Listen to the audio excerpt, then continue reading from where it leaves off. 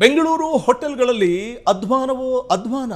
ಕೊಳಕು ಹೋಟೆಲ್ಗಳ ವಿರುದ್ಧ ಪಾಲಿಕೆ ಅಧಿಕಾರಿಗಳು ಸಮರ ಸಾರಿದ್ದಾರೆ. ಬೆಂಗಳೂರು ಹೋಟೆಲ್ಗಳ ವಿರುದ್ಧ ಸಾಲು ಸಾಲು ಕಂಪ್ಲೇಂಟ್ಗಳು ಬಂದಿದೆ. ಬೆಂಗಳೂರು ಹೋಟೆಲ್ಗಳಲ್ಲಿ ಸರಿಯಾದ ಮೂಲಭೂತ ಸೌಕರ್ಯಗಳಿರೋದಿಲ್ಲ. ಕೆಲ ಹೋಟೆಲ್ಗಳಲ್ಲಿ, ಎಲ್ಲ ಹೋಟ್ಲು ಹೇಳುತ್ತಿಲ್ಲ, ಕೆಲ ಹೋಟೆಲ್ಗಳಲ್ಲಿ ಅಧ್ವಾನ ಆಗಿ ಹೋಗಿರುತ್ತೆ. ಸಾಲು ಸಾಲು ಕಂಪ್ಲೇಂಟ್ ಬಂದಿದ್ದು ಸಾರ್ವಜನಿಕರಿಂದ ಹೋಟೆಲ್ಗಳಲ್ಲಿ ಸ್ವಚ್ಛತೆ ಕಾಪಾಡಿಕೊಳ್ಳೋದಿಲ್ಲ ಅಂತ. ಹಾಗಾಗಿ ಮಾಲೀಕರ ವಿರುದ್ಧ ಕ್ರಮವನ್ನು ತೆಗೆದುಕೊಳ್ಳೋದಕ್ಕೆ ಈಗ ಮುಂದಾಗ್ತಾ ಇರುವಂಥದ್ದು ಜಿಬಿಎ. ರಾಜಧಾನಿ ಹೋಟೆಲ್ಗಳ ಮೇಲೆ ಜಿಬಿಎ ಅಧಿಕಾರಿಗಳು ದಾಳಿಯನ್ನು ನಡೆಸಿದ್ದು. ಜಿಬಿಎ ಅಧಿಕಾರಿಗಳ ದಾಳಿ ವೇಳೆ ಹೋಟೆಲ್ಗಳ ಅವ್ಯವಸ್ಥೆ ಬಟಾಬಯಲಾಗಿದೆ.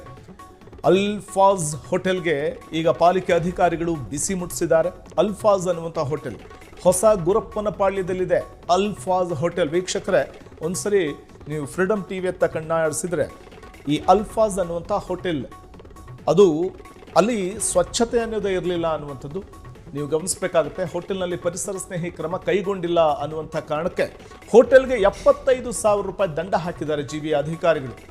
ಬೆಂಗಳೂರು ಹೋಟೆಲ್ಗಳಲ್ಲಿ, ಕೆಲ ಹೋಟೆಲ್ಗಳಲ್ಲಿ ಅಧ್ವಾನವೋ ಅಧ್ವಾನ ಇರುತ್ತೆ, ಕ್ಲೀನ್ ಇರೋದಿಲ್ಲ, ಸ್ವಚ್ಛತೆ ಇರೋದಿಲ್ಲ. ಕೊಳಕು ಹೋಟೆಲ್ಗಳ ವಿರುದ್ಧ ಇದೀಗ ಪಾಲಿಕೆ ಅಧಿಕಾರಿಗಳು ಸಮರ ಸಾರಿದ್ದಾರೆ. ಬಹಳ ಒಳ್ಳೆ ನಿರ್ಧಾರ ತಗೊಂಡಿದ್ದಾರೆ. ಬೆಂಗಳೂರು ಹೋಟೆಲ್ಗಳ ವಿರುದ್ಧ ಸಾಲು ಸಾಲು ದೂರುಗಳು ಕೇಳಿ ಬಂದಿದ್ವು ಸಾರ್ವಜನಿಕರಿಂದ.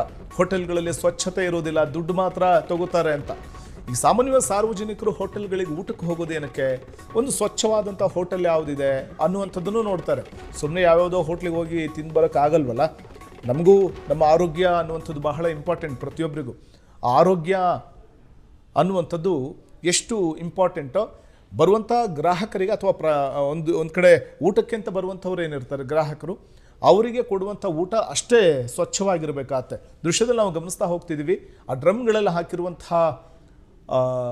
ಊಟ ಮಾಡಿದ ನಂತರದಲ್ಲಿನ ಕೆಲವೊಂದು ಎಲೆಗಳಿರಬಹುದು, ಕೆಲವೊಂದು ಉಳಿದಂಥ ಊಟದ ಬಾಕ್ಸ್ಗಳು ಅಥವಾ ಊಟ, ಅದೆಲ್ಲವನ್ನು ಕೂಡ ಅದರೊಳಗಡೆ ಹಾಕಿದ್ದಾರೆ. ಆ ಹುಳುಗಳೆಲ್ಲ ಇದೆ, ಆ ಗಬ್ಬೆದ್ದನ್ನ ಅರ್ಥ ಇದೆ.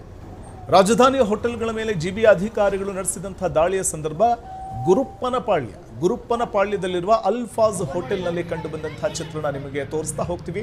ಬಲಭಾಗದ ವಿಂಡೋಸ್ನಲ್ಲಿ ಆ ಡ್ರಮ್ ಎತ್ತು ನೋಡಿದ್ರೆ ಅದರಲ್ಲಿ ಬರೀ ಹುಳುಗಳೇ ಅಂಟ್ಕೊಂಡಿದ್ದಾವೆ. ಆ ಕ್ಯಾಪ್ ತುಂಬ ಅಷ್ಟು ನೋಡಿ. ಈ ರೀತಿ ಇದ್ರೆ ಯಾವ ಗ್ರಾಹಕರು ತಾನೇ ಹೋಟೆಲ್ಗೆ ಹೋಗಿ ಊಟ ತಿನ್ನೋಕೆ ಬಯಸ್ತಾರೆ?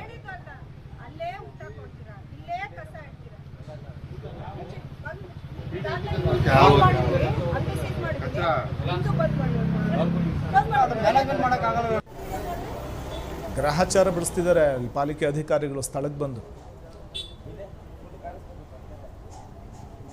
ಪಕ್ಕದಲ್ಲೇ ಊಟ ಕೊಡ್ತಾರೆ, ಅಲ್ಲೇ ಡಸ್ಟ್ಬಿನ್ ಇಟ್ಕೊಂಡಿದ್ದಾರೆ, ಅಲ್ಲೇ ಎಲ್ಲ ಕಸವನ್ನು ಅಥವಾ ಉಳಿದಂಥ ಊಟವನ್ನು ಅಥವಾ ಆ ಎಲೆಗಳನ್ನು, ಊಟ ಮಾಡಿದ ನಂತರದಲ್ಲಿನ ಎಲೆಗಳನ್ನು ಅಲ್ಲೇ ತುಂಬೋದು, ಅಲ್ಲೇ ಡ್ರಮ್ಗಳಿಗೆ. ಅದನ್ನು ವಿಲೇವಾರಿ ಕೂಡ ಸರಿಯಾಗಿ ಮಾಡೋದಿಲ್ಲ, ಸ್ವಚ್ಛತೆ ಕೂಡ ಇಲ್ಲ. ಸುಮ್ಮನೆ ಆ ಡ್ರಮ್ಗೊಂದು ಯಾವುದೋ ಒಂದು ಬಾಕ್ಸ್ ಹಾಕಿಬಿಡ್ತಾರೆ, ಇಲ್ಲ ಪ್ಲೇಟ್ ಹಾಕಿ ಮುಚ್ಚಿಬಿಡ್ತಾರೆ, ಸ್ಮೆಲ್ ಬರದೇ ಇರಲಿ ಅಂತ. ಅಲ್ಫಾಜಾ ಅನ್ನುವಂಥ ಒಂದು ಹೋಟೆಲ್. ಪಾಪ ಗ್ರಾಹಕರಿಗೆ ಇದೆಲ್ಲ ಗೊತ್ತಿರೋದಿಲ್ಲ. ಊಟ ಸವಿಯೋದಕ್ಕೆ ಬರುವಂಥವರು ಊಟ ಚೆನ್ನಾಗಿದೆ, ಸ್ವಚ್ಛವಾದಂಥ ಊಟ ಸಿಗುತ್ತೆ ಅಂತ ಬಂದರೆ ಇಷ್ಟು ಗಬ್ಬೆದ್ದು ನಾರುವಂಥ ಡಸ್ಟ್ಬಿನ್ಗಳು ಅಲ್ಲೇ ಇಟ್ಕೊಂಡು ಅಲ್ಲೇ ಪಕ್ಕದಲ್ಲಿ ಊಟ ಬಡಿಸ್ತಾರೆ ಅಂತಂದರೆ,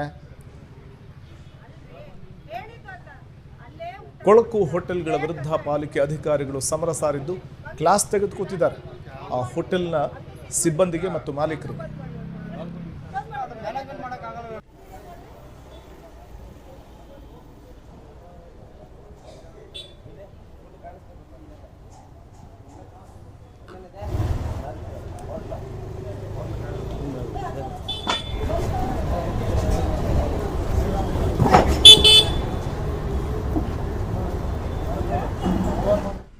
ಕ್ಷಣ ಕ್ಷಣದ ಸುದ್ದಿಗಳಿಗಾಗಿ ಫ್ರೀಡಂ ಟಿವಿ ಸಬ್ಸ್ಕ್ರೈಬ್ ಮಾಡಿ, ಲೈಕ್ ಮಾಡಿ ಹಾಗೂ ಫಾಲೋ ಮಾಡಿ. ಹೊಸ ಸುದ್ದಿಗಳ ನೋಟಿಫಿಕೇಶನ್ಗಾಗಿ ಬೆಲ್ ಐಕಾನ್ ಮೇಲೆ ಕ್ಲಿಕ್ ಮಾಡಿ.